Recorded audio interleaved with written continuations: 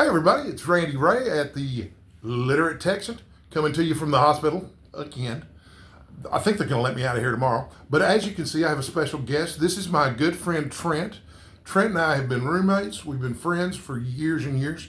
And wouldn't you know it, but Trent's a reader. And I wanted to talk to Trent a little bit about his reading life because he is a thoughtful, intelligent person. So Trent, you want to introduce yourself? Say a little bit about how you got started with your reading hobby? Sure. So I'm Trent, and all through, I read the reading in high school that they made you read, but I never really read until I was locked up, got put in jail, and then I learned that I love to read. So they make books available in jail, obviously. Because I've seen the Shawshank Redemption and I saw the old man pushing the book cart around, right? It's pretty similar to that most of the time. Is it? Did you read the Count of Monte Cristo while you were there? I didn't read the Count of Monte Cristo while I was there. You see the movie though. That's one of my favorite scenes in the movie because he says it's about a prison break. You're gonna love it. Yeah. So, is there anything you remember particularly reading in jail? Like, was there a first book that really got you into it, or? I don't know. I read a lot of biographies, musical biographies, and I love music. So hearing the stories about people's lives and just kind of where they came from, I think that sparked my interest in it. Folks, I got to tell you, Trent is a tremendous guitar player, and some of y'all know I pick a little myself, but I say I pick a little, I strum a little. But I've been taking lessons for the last 10 years. But Trent's one of these people who learned to play guitar when he's like 7 or 8 years old. And he's also been blessed with a really good voice and stuff too. So when he says he's reading musical biographies, he means it. He probably has. If you come to my house and look on my shelves for a musical biography, the first thing you're going to find is Etta James. And the second thing you're going to find is Dean Martin.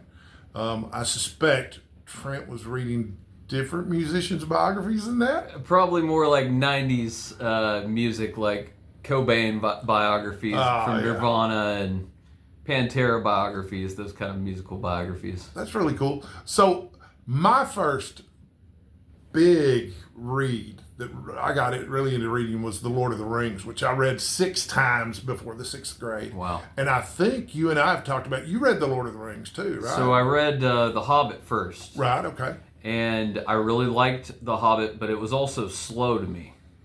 It took me a while to really get into it, but that's kind of where it kicked off from.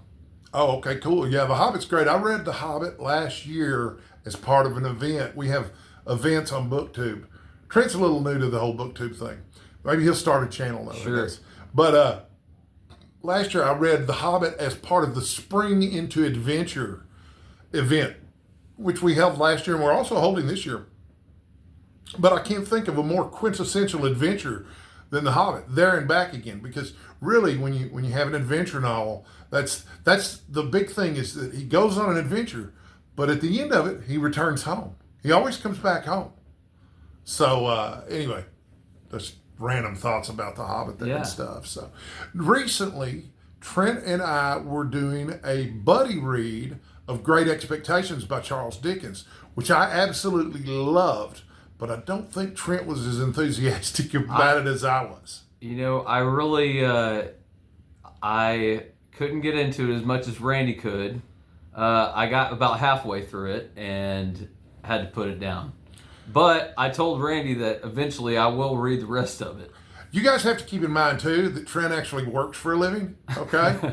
And so when he comes home at the end of the day, he's tired. Yeah. And he has a girlfriend, too. He has, which, I have multiple girlfriends, but we won't want to get into too much of that tonight. But anyway, he's tired when he gets home and she wants his attention. So that's going to make it a little tougher to read something like Great Expectations, although, God, what a fantastic novel. We had so much fun reading that. But Trent is also interested in, and I think I might have loaned him this book, Trent's interested in conspiracy theories. Oh, I love conspiracy theories. And so I have that trilogy of novels, and I'm trying to remember the name, the Illuminatus trilogy by, I forget the author's name, but I'm sure someone's going to put the author's name down in the comments field for me. Everybody's used to me having chemo brain, and so I always forget things that I would always remember before. But I remember the Illuminatus trilogy because when I was a young teenager, I played a card game called Illuminati that was designed by Steve Jackson Games, which is down in Austin.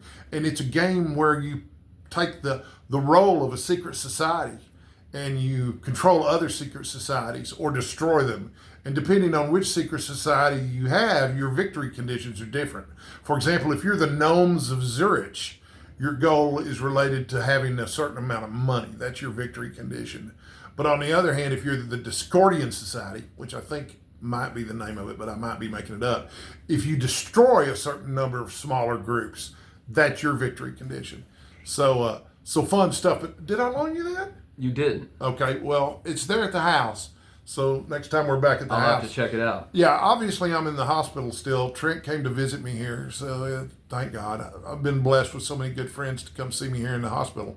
And I've been doing some reading while I was here in the hospital. I've read, now I don't remember what I've read. Where your daughter's picked you up these 2 books over here. Yeah, get them. Mary, my daughter, is a big fan of the Hunger Games.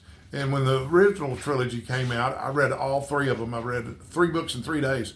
But anyway, so she's real excited about this. So she brought me these here at the house the other day before I came to the hospital. This is, I guess, you'd call them books 4 and 5. 4 and 5. And they're prequels. Anyway, anybody who's interested in the Hunger Games already knows what they're about, but I'm going to tell you anyway. The Ballad of Songbirds and Snakes has been out for a while, and it's already been made into a movie. And it's about President Snow's experience in the 10th annual Hunger Games. And of course, he's a young man in that book. But in those later books and movies, he's like 80 years old. I had a dream one time where I was running for mayor against Donald Sutherland, but that was a while back.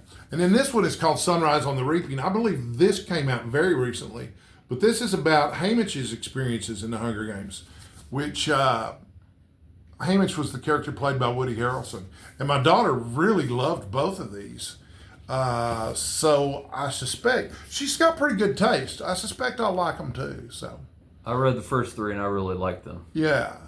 Well, so what else have you read that you like, Trent? I know we've talked about this before, but I'm on pain medication and don't remember a thing. Well, let's see. This last time, the biggest book I read. Well, I liked the Outlander books. I liked all the Outlander books. Okay. Did you read any of those? I don't know what those are. They're with the Scottish. They made an HBO series out of it. Highlander?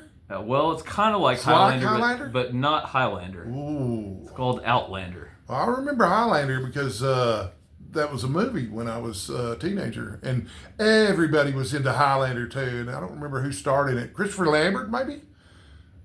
But, okay, yeah, don't know anything about Outlander. Cool though. Yeah, they were great books. So I believe they have like 8 or 9 books now, and I'm up to book 5 on that. Very cool. So there's a book recommendation for you. The series The Outlander.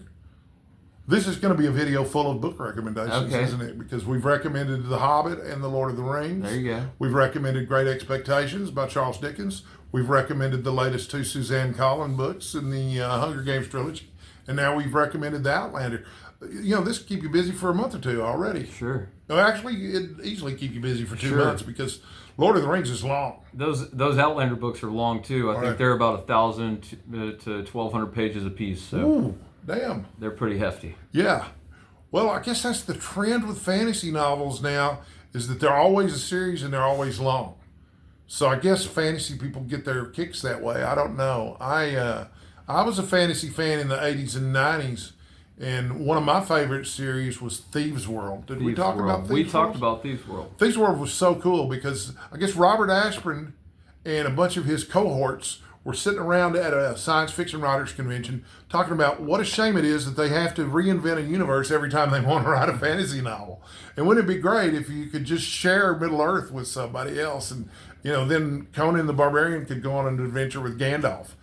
But and then they decided, well, you know what? We could do that. We'll just create our own universe. It'll be a shared universe, and you'll write short stories set in this universe, and you can use the other writers' characters. And there's only one rule: you can't kill them. You can't kill somebody else's character, and you can use them as a secondary character. Anyway, fantastic sword and sorcery fiction, and I think the series went on for 12 books, and then there was a revival by his ex-wife / widow, And then some of the authors took some of their characters and went on to write novels about them. But Sword and Sorcery is great, and it is distinct from fantasy like The Lord of the Rings because it's a little grittier and earthier. I like to consider like if The Lord of the Rings was a western, it would be How the West Was Won. But if Conan the Barbarian were a western, it would be a spaghetti western, like for a few dollars more. That's the comparison I like to make. So. The problem with Conan is I always remember Arnold. Yeah. And that's all I can think of it, and that's all I can picture Arnold as Conan. And I never pictured, I started, when I read Conan the Barbarian, I started with the comic books, especially the black and white comics. The Savage Sword of Conan was a big deal when I was a kid. And they were more graphic, but they were in black and white, and they were magazine sized. And you could only buy those at the grocery store in South Bonham. Wow. The upscale grocery store in the north side of Bonham didn't carry it. Yeah.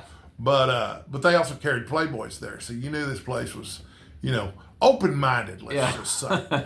And but anyway, that's how I got started on Conan the Barbarian. I didn't start with his fiction at all. I did read his fiction later as a teenager, and I came into it through those books that were put together by L. Sprague de Camp and Lynn Carter. And those are an interesting set of books, but they're weird because they rearrange the stories in terms of the internal chronology instead of the chronology of when they were published.